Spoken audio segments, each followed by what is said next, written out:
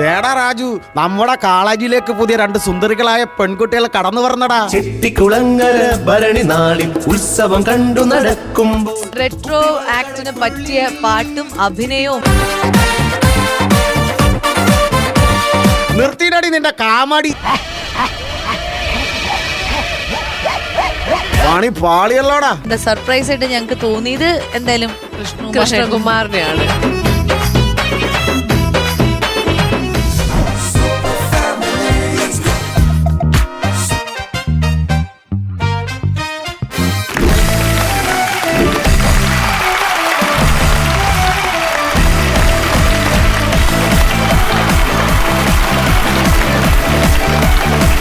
നമസ്കാരം. ഒരുമയുടെ പ്രതീകങ്ങളായ കുടുംബങ്ങൾ അണിനിരക്കുന്ന സൂപ്പർ വേദി നമ്മുടെ സൂപ്പർ ഫാമിലി. ഇന്നത്തെ എപ്പിസോഡിലേക്ക് എല്ലാ പ്രിയപ്പെട്ട പ്രേക്ഷകർക്കും സ്വാഗതം. ഇത് family wedding centre present super family.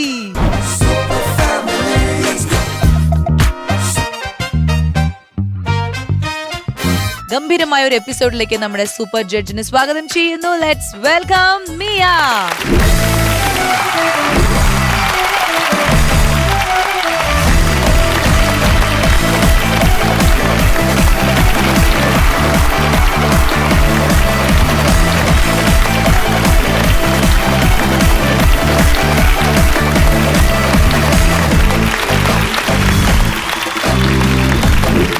അപ്പൊ മിയ, നമ്മുടെ സൂപ്പർ ഫാമിലി ഇങ്ങനെ ഗംഭീരമായിട്ട് പോയിക്കൊണ്ടിരിക്കുകയാണ്. നമ്മളിപ്പോ സെമി ഫൈനൽ ആ റൗണ്ടിലാണ്. ഇനി നമ്മൾ ഫിനാലേക്ക് പോവാണ്. ഫിനാലയിലേക്കുള്ള ആളുകളെ സെലക്ട് ചെയ്ത് വെച്ചിരിക്കുന്നു, ഇനി ചെയ്യാനിരിക്കുന്നു. അങ്ങനെ പെട്ടെന്ന് തന്നെ ഫിനാലെ എത്തിയല്ലേ. എനിക്കത് ഇത് തുടങ്ങിയ ആൾക്കാരെയൊക്കെ പരിചയപ്പെട്ട ആ ഒരു മൊമെന്റിന്ന് ഇത്രയും നമ്മൾ മുന്നോട്ട് പോയത് എനിക്ക് തന്നെ വിശ്വസിക്കാൻ പറ്റുന്നില്ല. അതെ, നമ്മളൊരു സൂപ്പർ ഫാമിലി ആയിട്ട് ഇങ്ങനെ മുന്നോട്ട് പോയിക്കൊണ്ടിരിക്കുകയാണ്. അങ്ങനെ ഫിനാലയിലേക്കുള്ള പെർഫോമൻസുകൾ കണ്ടുകൊണ്ടിരിക്കുകയാണ്. ഇന്നും നമ്മുടെ സൂപ്പർ ഫാമിലിയിൽ കുറെ നല്ല പെർഫോമൻസുമായിട്ട് ഫാമിലി മെമ്പേഴ്സ് കാത്തിരിക്കുന്നുണ്ട്. അപ്പൊ നമുക്ക് കാണാം. യെസ്, അപ്പൊ thank you Miya, once again welcome.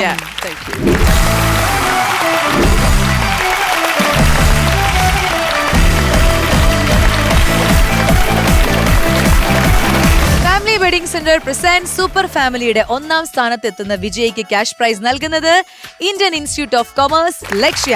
2ാം സ്ഥാനത്തെത്തുന്ന വിജയിക്ക് ക്യാഷ് പ്രൈസ് നൽകുന്നത് elite developers building life styles. 3ാം സ്ഥാനത്തെത്തുന്നവർക്ക് ക്യാഷ് പ്രൈസ് നൽകുന്നത് സൂപ്പർനോവ ഫുഡ്സ്. അപ്പൊ നമുക്ക് ഇന്നത്തെ എപ്പിസോഡിൽ ആദ്യം കാണാൻ പോകുന്നത് റെട്രോ റൗണ്ട് ആണ്. ഈ റെട്രോ റൗണ്ടിൽ ഒരു ഫുൾ ഫാമിലിയുടെ പാർട്ടിസിപ്പേഷൻ എങ്ങനെയുണ്ട് എന്നൊക്കെ അറിയാനുള്ള ഒരു അവസരമാണ്. എന്തായാലും എല്ലാവരും ഇവിടെ സെറ്റ് ആണ്. അപ്പൊ ആദ്യം നമുക്ക് വളരെയധികം സ്നേഹത്തോടെ ആവേശത്തോടെ സ്വാഗതം ചെയ്യാം ടീം അടിമാലി ബ്രദേഴ്സ്.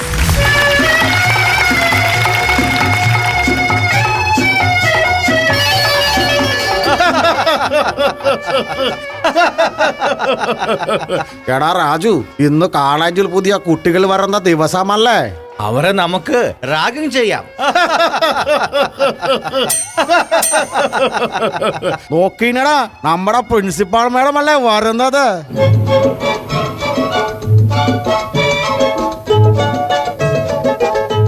അതെ, ഇന്ന് പുതിയ കുട്ടികൾ വരുന്ന ദിവസമല്ലേ. ഇവിടെ കിടന്ന് അലമ്പുണ്ടാക്കരുത് കേട്ടോ.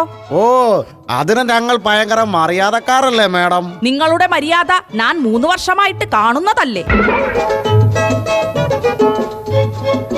ഓ, പ്രിൻസിപ്പാൾ പറയുന്നത് കേൾക്കാനാണെങ്കിൽ ഞങ്ങൾക്ക് വീട്ടിലിരുന്നാൽ പോരെ, കോളേജിൽ വരേണ്ട കാര്യമുണ്ടോ?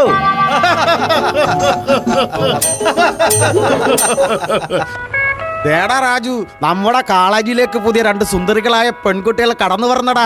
ഒരെണ്ണം നിനക്കും ഒരെണ്ണം എനിക്കും. അവൾമാരെ നമുക്ക് റാക്കിങ് ചെയ്താലോ?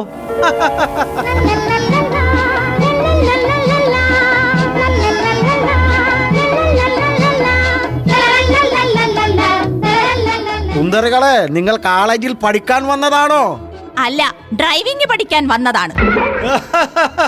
ഭയങ്കര കാമഡി. നിർത്തിയിടടി നിന്റെ കാമടി. കളിക്കാനടി നിന്റെ ഡാൻസ്. അതെ, ഞങ്ങളൊരു കാര്യം പറയട്ടെ. നീ ഒന്നും പറയണ്ട.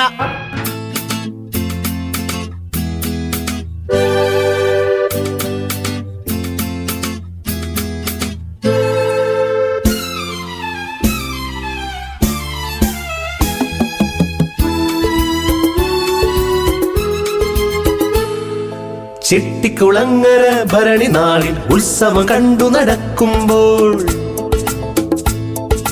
ചെട്ടിക്കുളങ്ങര ഭരണി നാളിൽ ഉത്സവം കണ്ടു നടക്കുമ്പോൾ കുപ്പിവള കടക്കുള്ളിൽ ചിപ്പിവള കുലക്കിടയിൽ ഞാൻ കണ്ടൊരു പുഷ്പമിഴിയുടെ തേരോട്ടം തേരോട്ടം തേരോട്ടം തേരോട്ടം ചെട്ടിക്കുളങ്ങര ഭരണി നാളിൽ ഉത്സവം കണ്ടു നടക്കുമ്പോൾ കുപ്പിവള കടക്കുള്ളിൽ ചിപ്പിവള കുലക്കിടയിൽ ഞാൻ കണ്ടൊരു പുഷ്പമിഴിയുടെ തേരോട്ടം തേരോട്ടം തേരോട്ടം തേരോട്ടം.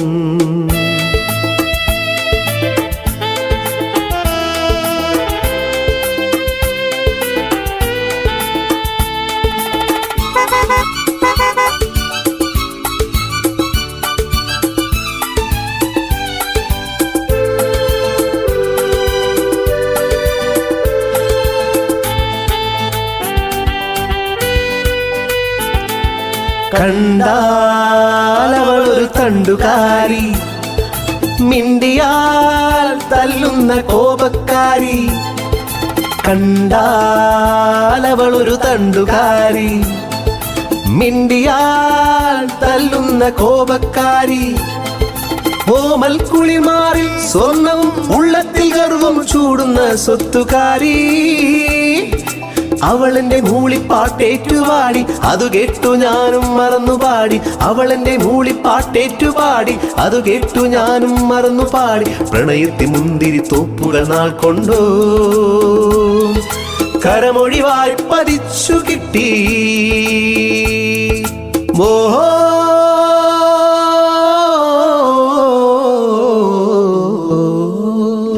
ചെട്ടിക്കുളങ്ങര ഭരണി നാളിൽ ഉത്സവം കണ്ടു നടക്കുമ്പോൾ കുപ്പിവളക്കടക്കുള്ളിൽ ചിപ്പിവളക്കുടക്കിടയിൽ ഞാൻ കണ്ടൊരു പുഷ്പമിഴിയുടെ തേരോട്ടം തേരോട്ടം തേരോട്ടം തേരോട്ടം.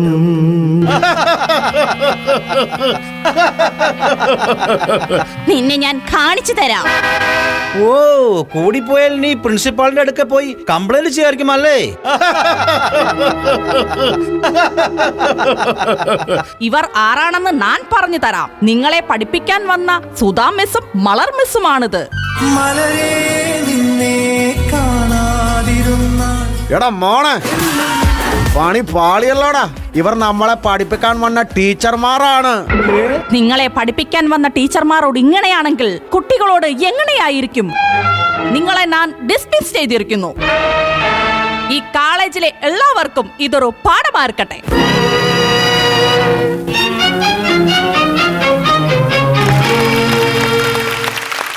Super team Adimali brothers. Retro ആക്ടിന് പറ്റിയ പാട്ടും അഭിനയവും എല്ലാം വെച്ചിട്ട് നിങ്ങൾ അടിപൊളിയാക്കി അല്ലെ മിയ? കളർഫുൾ ആയിരുന്നു. കളർഫുൾ ആയിരുന്നു. അടിമാലി ബ്രദേഴ്സിലെ എല്ലാവർക്കും ഒരു ഈക്വൽ പാർട്ടിസിപ്പേഷൻ വന്നു എന്നൊക്കെ പറയാം. മുതിർന്നവരാണ് കൂടുതലുള്ളത്, എന്നാലും പിള്ളേരാണെങ്കിലും ഇൻക്ലൂഡ് ചെയ്ത് ആ ഒരു ആക്ടിൽ എല്ലാവരുടെയും ഒരു റെപ്രസെൻറ്റേഷൻ വന്നിട്ടുണ്ട്. അതുമാത്രമല്ല, റെട്രോയിൽ നിങ്ങൾ ചൂസ് ചെയ്ത പാട്ട് എല്ലാവർക്കും അറിയാവുന്നൊരു പാട്ട്. നിങ്ങളുടെ കോസ്റ്റ്യൂംസ് ആയാലും റാഗിങ്, അതായത് കുറച്ചൊരു ഡ്രാമയും കുറച്ച് പാട്ടും അതിനൊരു ഡ്രാമാറ്റിക് ഒരു എൻഡിങ്ങും. ടീച്ചർ മലർ മിസ്സും സുധാ മിസ്സും അല്ലേ, അങ്ങനെ ഒരു ഡ്രാമാറ്റിക് ഒരു എൻഡിങ് ഒക്കെ കൊടുത്തപ്പോഴത്തേക്ക് ഒരു ഡ്രാമ കം മ്യൂസിക്കൽ ഷോ എന്നൊക്കെ പറയുന്ന പോലെ അല്ലേ, ശുഭമായിട്ട് അത് അവസാനിക്കുകയും ചെയ്തു. Nice, very nice. അതുപോലെ ആ സ്റ്റെപ്പ് അവർ കറക്റ്റ് ആയിട്ട് പണ്ടത്തെ എല്ലാ സിനിമയിലുള്ള അത് പറഞ്ഞ് ചിരിക്കുമ്പോ നിങ്ങൾ ഇങ്ങനെ കൈ കൊടുത്തിട്ട് കാല് വെച്ചിട്ടൊരു സംഭവം ചെയ്യില്ലേ, കോമഡി. അങ്ങനത്തെ കുറെ സാധനങ്ങൾ ഈവൻ സംസാരിക്കുന്ന ആ ഭാഷയിലൊക്കെ ആ പഴയ കാര്യങ്ങൾ കറക്റ്റ് ആയിട്ട് കൊണ്ടുവരാൻ ശ്രദ്ധിച്ചു. ആ ഒരു എഫേർട്ട് അത് നന്നായിട്ട് കാണാനുണ്ടായിരുന്നു. പിന്നെ രണ്ട് അശ്വതിമാരും ഡാൻസ് സ്റ്റെപ്പ് ഒക്കെ നല്ല കലക്കറായിട്ട് ചെയ്തു. അമ്മയാണെങ്കിലും പ്രിൻസിപ്പൾ ആയിട്ട് വന്നത് കൊണ്ട് നമുക്ക് അതിന് ആപ്റ്റ് ആയിരുന്നു താനും. കോളേജും പ്രിൻസിപ്പളും അതേപോലെ എന്താണ് റാഗിങ് പാടില്ല എന്നുള്ള ഒരു മെസ്സേജും കൂടെയാണ് പ്രിൻസിപ്പൾ വന്ന് തന്നത്. Very good, very good. എനിക്ക് ഭയങ്കര അതിശയം, കാരണം ഇവര് ഇങ്ങനെയൊന്നും ചെയ്തിട്ടില്ല, ആദ്യമായിട്ടാ ചെയ്യണം. അപ്പൊ പ്രത്യേകിച്ച് അനിയൻ പാട്ട് മാത്രമേ പാടുള്ളൂ, വേറെ ആക്ടിംഗ് ഒന്നും ഇല്ല. പുള്ളി പക്ഷെ ചെയ്തപ്പോ ഞാൻ ഞെട്ടിപ്പോയി. അനിയൻ എങ്ങനെ തോന്നുന്നു ഇങ്ങനെ അഭിനയവും പാട്ടും എല്ലാം കൂടി ചെയ്യപ്പോ? ഫസ്റ്റ് ടൈം എടുത്തപ്പോ ഈ പറഞ്ഞ മാനറിസം ഒന്നും വന്നില്ലായിരുന്നു. അതെ പിന്നെ പതുക്കെ പതുക്കെ പതുക്കെ ആക്കി എടുത്ത ഓരോ വീഡിയോസ് ഒക്കെ കണ്ടിട്ടുണ്ട്. ചുണ്ടൊക്കെ കറക്റ്റ് ആയിട്ട് രാഹുൽ അത് മെയിൻറ്റെയിൻ ചെയ്തു. ആ ഒരു സൈസിലുള്ള ഫേസ് എക്സ്പ്രഷൻ വില്ലന്മാരുടെ. ഒരിക്കലും താടി എടുക്കില്ലാത്ത ആളാ പുള്ളി. താടി എടുത്തു ഇതിന് വേണ്ടിട്ട്. എന്നെ നോക്കി ഞാനും താടി എടുത്തു. അതെ അതെ, അതുകൊണ്ട് മനസ്സിലായില്ല ഇത് അടിമാലി ഫാമിലിയാണ് കേറുന്നതെന്ന് പറഞ്ഞിട്ട് മുഖത്തോട്ട് നോക്കിയപ്പോഴാണ് നിങ്ങളെയൊക്കെ മനസ്സിലാവുന്നത്. ഇവർക്ക് തന്നെ ഞങ്ങളെ മനസ്സിലായില്ല. പിന്നെ ഇനി നമ്മുടെ 2 കുഞ്ഞുമക്കൾ ശ്രാവണും ആദിത്യനും കറക്റ്റ് ടൈമിങ്ങിന് വന്നു. വന്നു. ഹോൺ അടിക്കുന്ന സമയത്ത് തന്നെ കാറിന്റെ അത് വന്നു, സ്പോട്ടിലുണ്ടായിരുന്നു. പിന്നെ എനിക്ക് തോന്നുന്നു ആദിത്യന് നല്ല ടെൻഷൻ ഉണ്ടായിരിക്കും. ഈ ശുഭം കൊണ്ടുവരുന്നത് ആദിത്യനാണല്ലോ. എന്തായാലും നല്ലൊരു എന്താ പറയാ എന്റർടൈൻമെന്റ് നിങ്ങൾക്ക് കൊണ്ടുവരാൻ സാധിച്ചു. അത് പാട്ടിലാണെങ്കിലും നിങ്ങളുടെ അഭിനയത്തിലാണെങ്കിലും കോസ്റ്റ്യൂമിലാണെങ്കിലും നമ്മുടെ ഡാൻസേഴ്സിന്റെ സപ്പോർട്ട് എല്ലാം കൂടി വന്നപ്പം നല്ലൊരു പെർഫെക്റ്റ് റെട്രോ ആക്ട് ആയിരുന്നു. So all the best team Adimali brothers. നമുക്ക് അടുത്ത റൗണ്ടിൽ എന്താണ് കാണാം. All the best. All the best. By.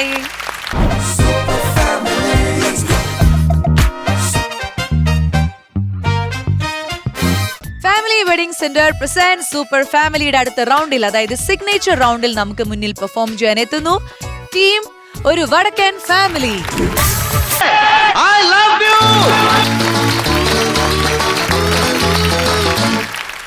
കവിളിണൈ കുങ്കുമമോ പരിഭവവർണ്ണ പരാഗങ്ങളോ കരിമീ കവിതയുമായി എന്റെ ഗാഥ നിന്റെ ചൊടിയിൽ മലരിനാളികൾ മധുമുകരും.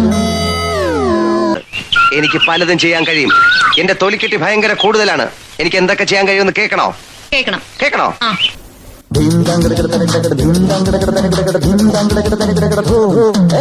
കവിളിണൈ കുങ്കുമമോ പരിഭവവർണ്ണ പരാഗങ്ങളോ കരിമീ കവിതയുമായി എന്റെ ഗാഥ നിന്റെ ചൊടിയിൽ വിരിയും മലരിനാളികൾ മധുമുകരും. ഇതെന്തൊരു ശല്യ.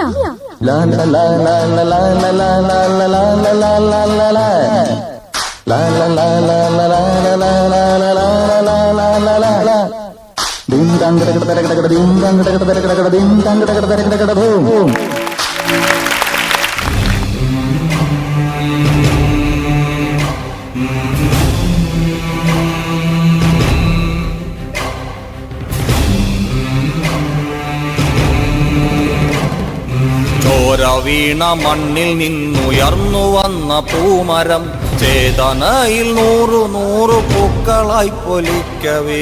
നോക്കുവിൻ സഖാക്കളെ നമ്മൾ വന്ന വീതിയിൽ ആയിരങ്ങൾ ചോര കൊണ്ടെഴുതി വച്ച വാക്കുകൾ. കേരളത്തിൻ്റെ സമഗ്രമായിട്ടുള്ള വികസനം, ഗ്രാമങ്ങളുടെ സാമ്പത്തിക ഭദ്രത, ഇതെല്ലാം ഒത്തുവരണമെങ്കിൽ ജാതിയുടെയും മതത്തിൻ്റെയും രാഷ്ട്രീയത്തിൻ്റെയും പേരിലുള്ള കശപിശകൾ ഒഴിവാക്കി നമുക്കൊരുമിച്ച് മുന്നേറാം.